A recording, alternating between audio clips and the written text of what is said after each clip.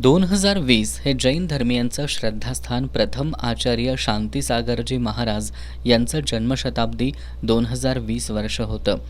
याचं औचित्य साधून खासदार धैर्यशील माने यांनी 2020 साली केंद्रीय तत्कालीन केंद्रीय मंत्री रविशंकर प्रसाद यांच्याकडं जैन समाजाचे प्रथम आचार्य शांतीसागरजी महाराज यांच्या नावानं टपाल तिकीट काढावं अशी मागणी केली होती.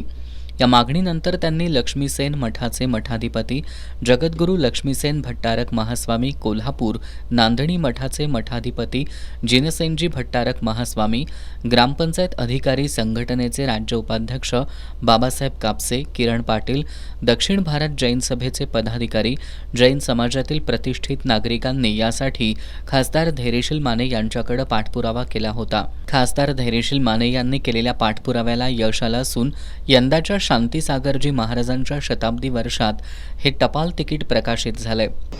मला मनापासूनचा अभिमान आहे की त्यांच्या नावाचं स्टॅम्प हे केंद्र शासनाच्या वतीनं प्रसारित करण्यात आलंय आणि संपूर्ण देशाच्या मध्ये खऱ्या अर्थाने एक उत्साहाचं आणि आनंदाचं वातावरण या निमित्तानं आहे. शांतीसागर महाराजांच्या जीवनचरित्राला शोभेल अशा पद्धतीचं देशानं केलेलं हे भूषण आहे आणि निश्चितपणे त्यांनी जे आयुष्यभर काम केलं, समाजसेवेचं काम केलं, देशाला आणि खऱ्या अर्थानं समाज बांधवांना दिशा देण्याचं ज्या ठिकाणी काम केलं, त्या विचारांना खऱ्या अर्थानं या निमित्तानं श्रद्धांजली आहे. आणि मी खासदार म्हणून या सर्व कामामध्ये आमचे सर्व सहकारी यांच्या सगळ्यांच्या सहाय्यानं मला त्यामध्ये योगदान देता आलं, खारीचा वाटा त्यामध्ये मला उचलता आला, याचाही मला सार्थ आनंद या निमित्तानं या ठिकाणी आहे. तिकीट प्रकाशनावेळी खासदार धैर्यशील माने, माजी खासदार निवेदिता माने, आमदार प्रकाश आबिटकर, विश्वविजय खानविलकर यांची उपस्थिती होती.